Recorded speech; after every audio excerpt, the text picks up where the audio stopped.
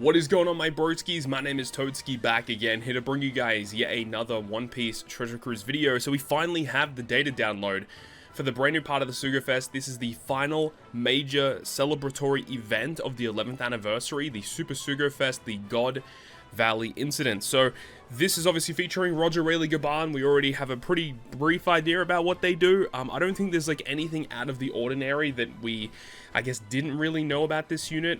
Most of the information was known. I don't think there's any like hidden values or anything like that that we really needed to see in the game. I suppose one thing we could see is the different levels of Super Tandem. So at Super Tandem level 1, they do give 1.75 times attack, which is pretty generous, all things considered. Of course, if you do get it to level 5, you get the 3 times bonus, which is a pretty big deal. And then they do make certain slots matching when you perform the Super Tandem, which I've never really been a big fan of those types of effects. I just feel like most of the time it's a pretty redundant ability. I feel like the only real thing about this Super Tandem is like, yeah, it's a 3 times attack boost, and that's basically all you should really look at. Everything else is kind of the same, nothing really too crazy. Roger Pirates, Egghead Tag, everything is as intended. Support effect, again, nothing too crazy there. I do think, though, this character in Pirate Rumble is going to be absolutely disgusting. This unit is so gross. Like, just the 1.5 damage through defense, just to all units. Like, this unit's gonna be disgusting. Like, this unit is gonna be one character that you just want to try and avoid at all costs, because when he launches that special, it just will do so much damage. If you end up pulling this unit, I feel like this is the type of unit that you would probably want to invest level limit break wanted posters into to get his level up to increase the amount of damage that he's outputting. Like, this guy is just a beast.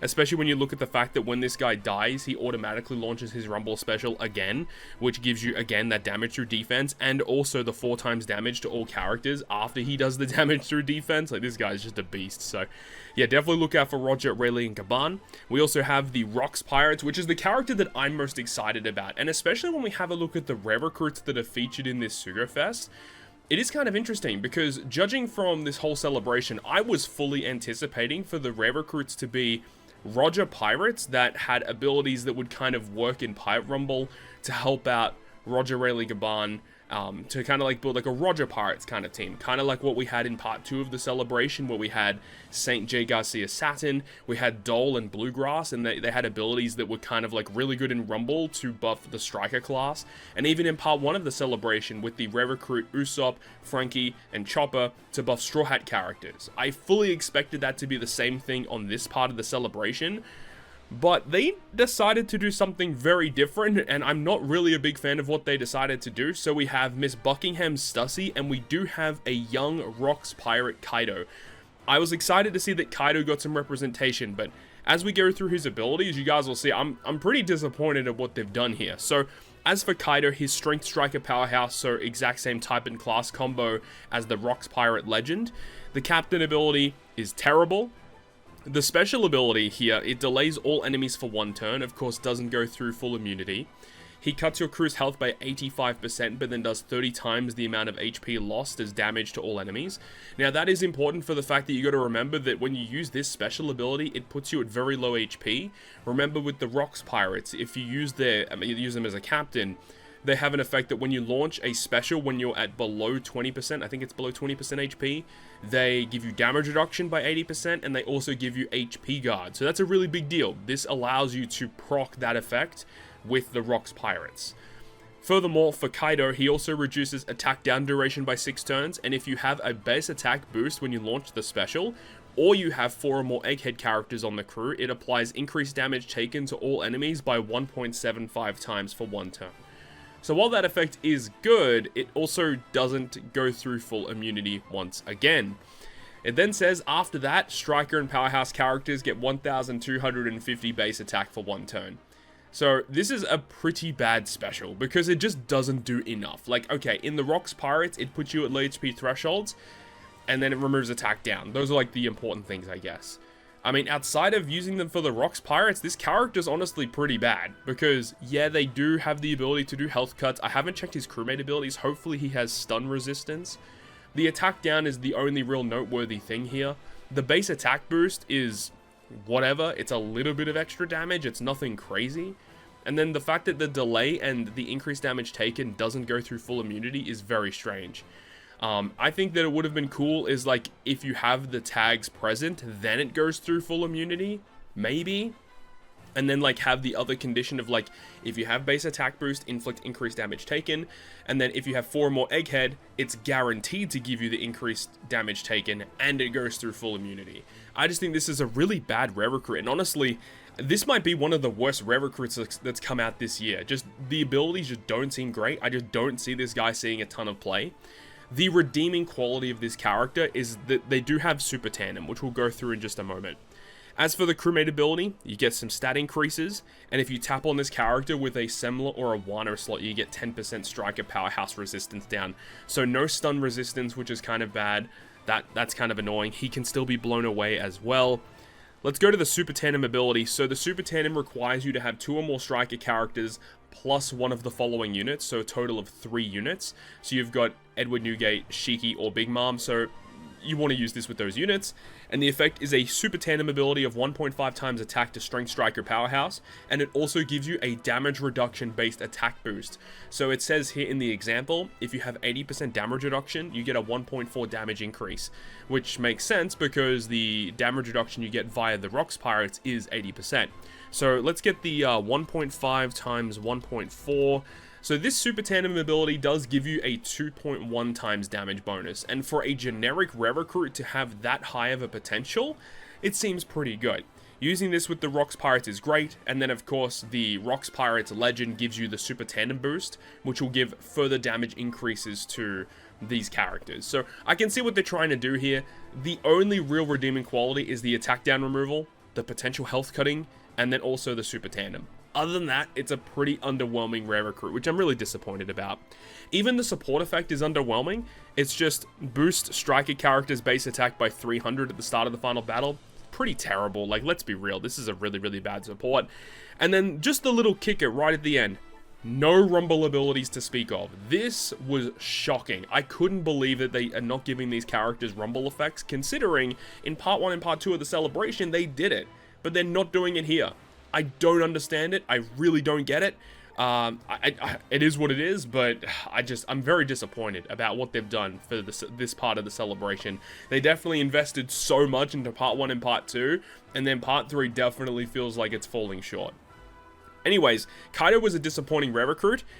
Miss Buckingham's Stussy is definitely a much better character. This character is so much better. So let's go ahead and talk about this unit.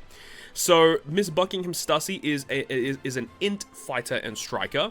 Captain ability is redundant. The special ability is much more exciting. So it gives you fighter and striker cooldown by 2 turns. It also reduces paralysis by 6 turns.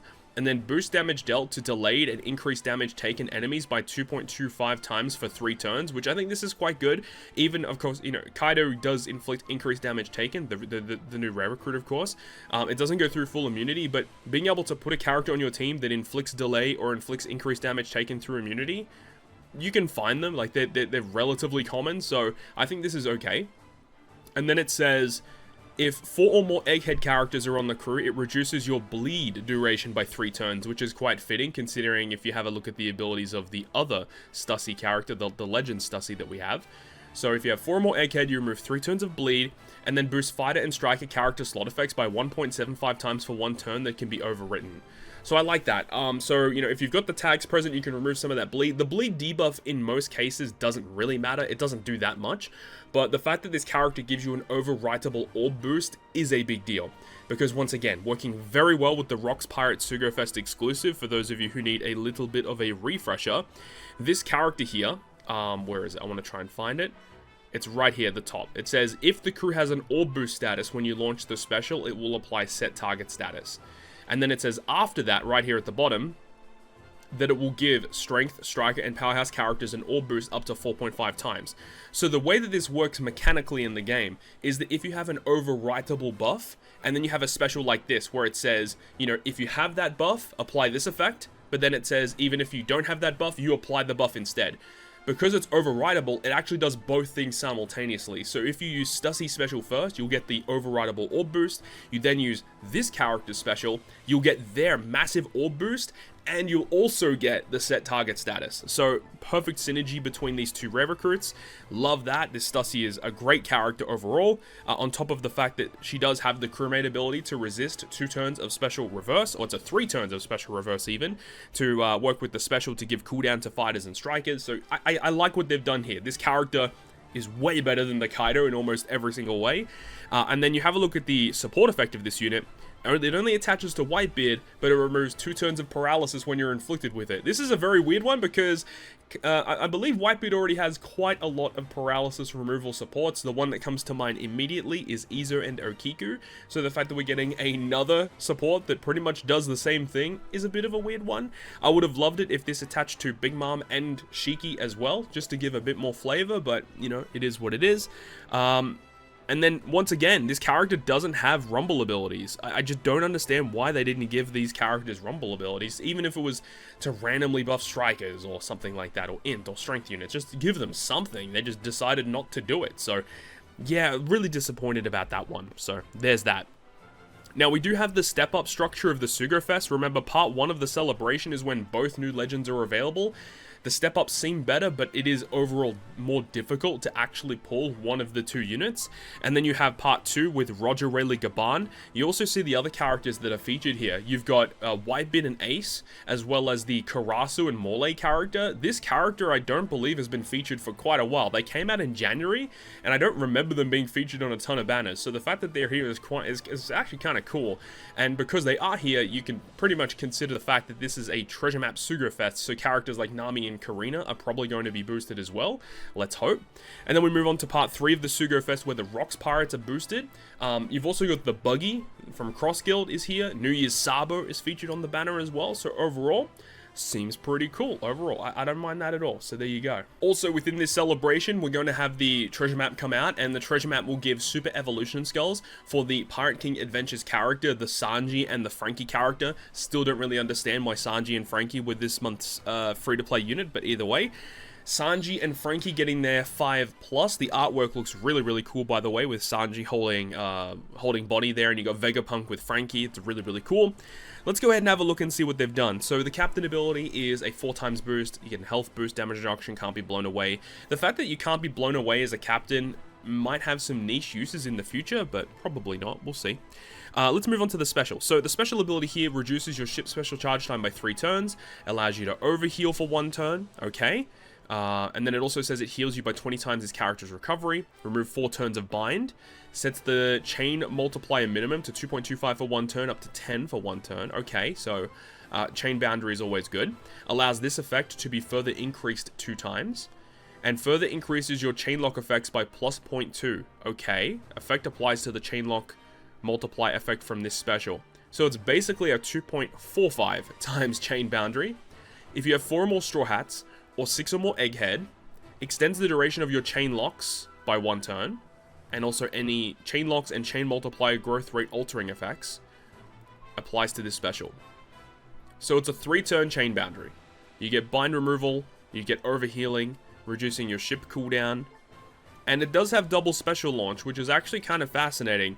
So the fact that you could use this special early and then you can get like another huge chain boundary later, you can remove 6 turns of cooldown on your ship, you can remove 8 turns of bind. This character doesn't seem terrible, all things considered. And the super tandem boost.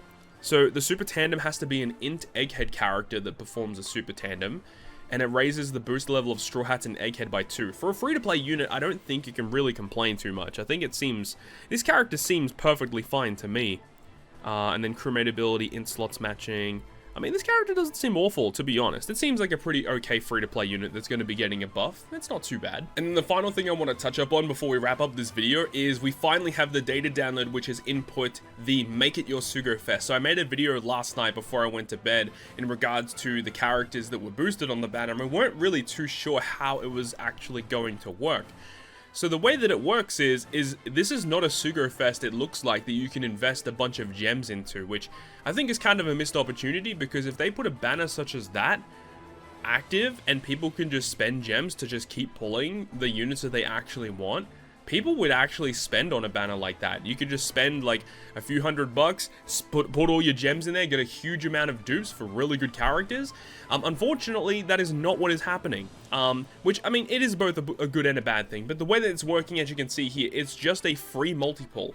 Now, I don't know the exact day. It looks like, yeah, June 13th. So this is the same day, actually, as when part 3 of the celebration drops. That is when you can log in and get a free multi-pull, and you're guaranteed to get one of those crazy, like, anniversary exclusive or Super Sugo Fest exclusive characters. There's a bunch of really good characters that are rate boosted. So that's dope. I love that. So the fact that that's here is awesome. Nothing really too crazy. It looks like it's going to be just a free multi. Tonight, though, at news time, we're going to get the information input into the game in regards to what characters are boosted on the third part of this Sugo Fest, and probably more information about the Make It Your Sugo Fest as well. Personally, I'm not too sure where I want to invest my gems, because, I mean, realistically, I like both of these legends in some capacity. Like, I love Rayleigh in Pirate Rumble. As for the Rocks Pirates, I really do love their entire design, so I would like to own both of these units. I don't really know which one I would like to have more, though, because the Rumble abilities of Rayleigh seem insanely busted, but the Rocks Pirates look like a bunch of fun to make some content with, so I would probably lean towards the Rocks Pirates. So the banner does go live June 13th, part 2 is June 14th, and then you gotta wait till June 15th to get the Rocks Pirates. So again, we'll have to wait and see what happens. Hopefully we'll get some better luck this time, because part 1 and part 2 of the celebration, I've had to go pretty deep in order to get the new units, and I still don't even have the Nami from part 1 of the celebration, so we'll see about that, but hopefully we can get some better luck. But that's the video to wrap it up here today. Hopefully you enjoyed this one. And if you have any thoughts and opinions about these rare recruits and the super evolution of Sanji and Frankie, let me know down below in the comment section. Hopefully you enjoyed the video, and if you did, make sure to go ahead and leave a like. And if you want to stay up to date with all the content I post, including more One Piece Treasure Cruise content, make sure to hit the subscribe button down below. Other than that, guys, I'll see you guys within the next video.